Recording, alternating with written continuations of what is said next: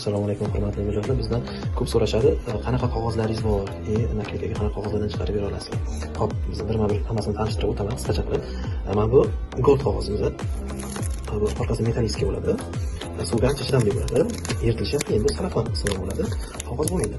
Buni kichikroq mana garantiya talon shunaqa narsalarga bemalol yopishtirsa bo'ladi. Uncha sifatli bo'ladi. Kechasi ham yaltirab chiroyli bo'lib turadi.